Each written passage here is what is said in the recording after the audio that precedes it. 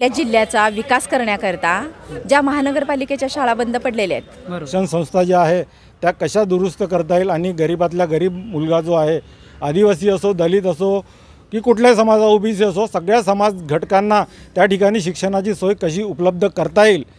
मी प्रथम चंद्रपूर जिल्ह्यातील लोकांच्या आरोग्याचा विचार केला प्रथम.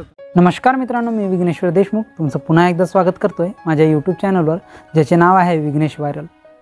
आज आपण आपले 2 प्रश्न घेऊन गेलो होतो जनतेपुढे. आपले प्रश्न होते की आमदारांनी कोणते 3 कामे करावी आणि तुम्ही जर आमदार झालात तर तुम्ही कोणते महत्त्वाचे काम कराल.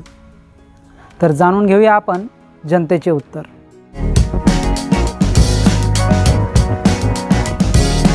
कचरा, नाल्या वगैरे साफ नाही होत बरोबर, आणि नाल्या आमच्या अजूनही उघड्या नाल्या आहे. मग आरोग्याचा मेन प्रश्न आहे ना. आरोग्य चांगलं राहील तर जनता चांगली राहील. तुम्हाला जर आमदार बनायची संधी मिळाली तर तुम्ही काय कराल. मी प्रथम चंद्रपूर जिल्ह्यातील लोकांच्या आरोग्याचा विचार केला प्रथम. आरोग्य जर चांगलं राहिलं तर सगळं चांगलं राहील ना. नाही तर दवाखान्यात खर्च करावा, इकडे जा तिकडे. आमदारांनी कोणते 3 कामं करावी.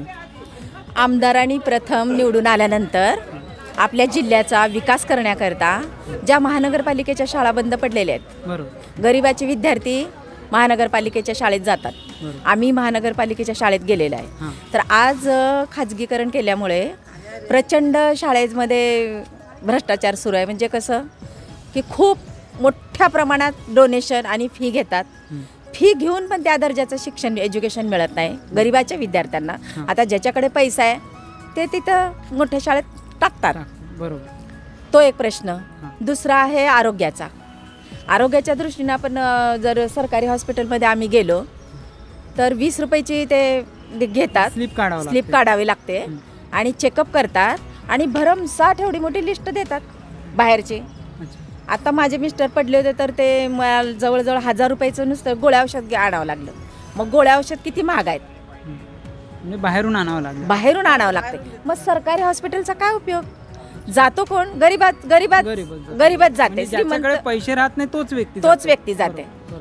तिसरा प्रश्न आहे की प्रचंड महागाई वाढलेली आहे. तेलाचे रेट बघा, गव्हाचे रेट बघा, डाळीचे रेट बघा, तांदळाचे रेट बघा. म्हणजे सर्वसामान्य माणूस हा एकदम हाल म्हणजे कुजून मारण्याचा प्रयत्न सुरू आहे. समजा जर आपल्या चंद्रपूर निर्वाचन क्षेत्रामध्ये जर समजा आमदार जर निवडून आला, जो कोणी असेल, त्यांनी सगळ्यात महत्त्वाचा प्रश्न आहे की इथली जी बेरोजगारी आहे, इथे बऱ्याचशा काही अशा गोष्टी आहेत, परंतु बेरोजगारांना पाहिजे तशी संधी नाही. आणि ज्यांना कोणाला संधी दिली तर बहुतांशी अदर स्टेटच्या लोकांना इथे संधी दिली. जे आपल्या लोकल जे लोक आहे त्यांना जास्ती प्रॉपर चंद्रपूरच्या लोकांना, चंद्रपूर जिल्ह्याच्या लोकांना रोजगाराची संधी उपलब्ध करून देणे हे अत्यंत महत्त्वाचा भाग आहे त्यातलं. कारण इथे बरेचसे कारखाने आहेत, बरोबर, WCL आहे.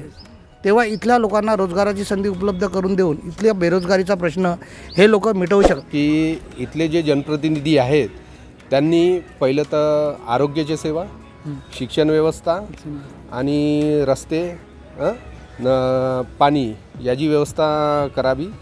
सर, माझा दुसरा प्रश्न आहे की तुम्हाला जर आमदार होण्याची संधी मिळाली तर तुम्ही काय कराल. भरपूर लोक दूरदूरून ट्रीटमेंटसाठी येतात तर त्यांना ती फॅसिलिटीज मिळत नाही. तर पहिलं तर काम राहील माझं आरोग्याशी निगडीत. चंद्रपूर अगोदरपासून इंडस्ट्रीसाठी महत्त्वाचा एक जिल्हा होता. इथली इंडस्ट्रियलिटी पूर्ण खतम करून टाकली आहे लीडर लोकांनी. तर माझी अशी अपेक्षा आहे त्यांच्याकडून की त्यांनी इथे इंडस्ट्रील उभारून इथल्या बेरोजगारांना रोजगार द्यावा. प्राथमिकतेनं रोजगार द्यायला पाहिजे. कारण जोपर्यंत तो रोजगार त्याला मिळेल नाही, तो त्याचा माइंडसेट तो फालतू कामाकडे जास्त असतो. रोजगार हा पहिला महत्त्वाचा आहे. आणि दुसरी रहदारीची जी समस्या इथं निर्माण झाली आहे, इथं पार्किंग करायसाठी बिलकुल जागा नाही. पार्किंगची समस्या.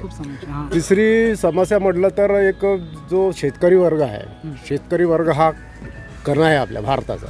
शेतकऱ्यांसाठी काही योजना आणून त्यांना त्यांच्या शेतमालाला जो भाव मिळाला पाहिजे त्याची हमी द्यायला पाहिजे सरकारने. हे सरकारचं काम, हे सरकार. कारण तो जो बी माल त्याला जेव्हा बी त्याचं उत्पादन तयार होतं त्याला त्याची त्याला जे लागत लागली आहे ती पण त्याला मिळत नसते. तर अशामुळे त्यांचे काय आत्महत्याचे प्रमाण खूप सगळ्यात जास्त महाराष्ट्रामध्ये आत्महत्या पूर्ण देशामध्ये झाले. तर हे मला असं वाटतं का हे सगळं आपले लोकप्रतिनिधी आहेत त्यांचं हे कर्तव्य आहे ॲक्च्युली. त्यांना आणखी जर यायचं असेल जनता स्वतःच त्यांना डोक्यावर उचलते हो, जर त्यांनी चांगले कामं केले तर. हां, जनता स्वतः त्यांना उचलते. आज जनतेला त्यांची आवश्यकता आहे चांगल्या लोकप्रतिनिधीची. प्रथम तुम्ही कोणतं काम कराल? सर्वात प्रथम मी शिक्षणाचं काम करेल. शिक्षण हे तर सुधारेल. शिक्षण महत्त्वाचं. जोपर्यंत सुशिक्षित होणार नाही, आज जो व्यक्ती सुशिक्षित नाही त्याला का नाही तो सरळ गुन्हेगारीकडे वळून राहिला. चंद्रपूर शहरामध्ये अनेक प्रश्न प्रलंबित आहे. त्यात एक महत्त्वाचा प्रश्न आहे की चंद्रपूर शहराच्या आजूबाजूने एक हिरई नदी आणि पूर्वेकडनं झरपट नदी वाहत जाते.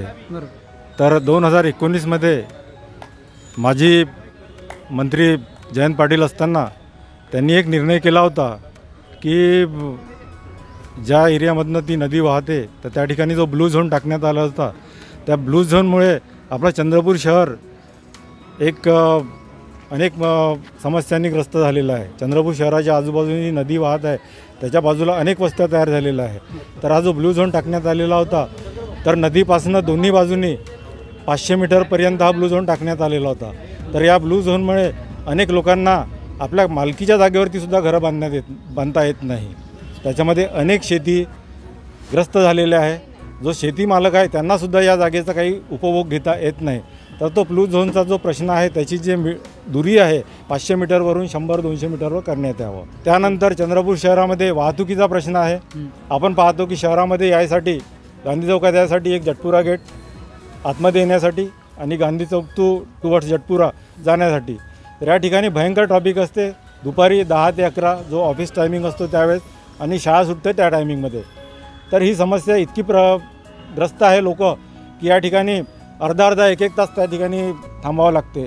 एखादा पेशंट असतो, डिलिव्हरीची बाई असते किंवा कोणी असते तर त्यांना हॉस्पिटलमध्ये जायसाठी सुद्धा म्हणजे ॲम्ब्युलन्सचा अडथळा आहे. तर त्या ठिकाणी ती सुविधा नसल्यामुळे कधी खूप मोठे प्रॉब्लेम्स क्रिएट होते. त्या ठिकाणी पर्यायी मार्गाची व्यवस्था करण्यात यावी हा एक प्रश्न आहे. माझा दुसरा प्रश्न आहे की तुम्हाला आमदार होण्याची संधी मिळाली तर तुम्ही सर्वप्रथम कोणतं काम कराल? सर्वात प्रथम मी शिक्षण संस्थेकडे लक्ष देईल. शिक्षण संस्था ज्या आहे त्या कशा दुरुस्त करता येईल आणि गरीबातला गरीब मुलगा जो आहे, आदिवासी असो, दलित असो की कुठल्याही समाजा, ओबीसी असो, सगळ्या समाज घटकांना त्या ठिकाणी शिक्षणाची सोय कशी उपलब्ध करता येईल. फुकट शिक्षण संस्था म्हणजे फुकट त्या ठिकाणी कशी सोय उपलब्ध करता येईल यासाठी मी प्रयत्न करेल. धन्यवाद सर. तर हे होतं चंद्रपूरकरांचं मत. तुमच्या विभागातील आमदारांनी कोणते काम केले पाहिजेत हे आम्हाला कमेंट करून सांगा आणि तुम्ही जर आमदार झालात तर तुम्ही कोणते काम कराल हेही आम्हाला कमेंट करून सांगा. व्हिडिओ आवडल्यास लाईक करा, शेअर करा आणि सबस्क्राईब नक्की करा. भेटू पुन्हा असाच नव्या व्हिडिओमध्ये. तोपर्यंत धन्यवाद.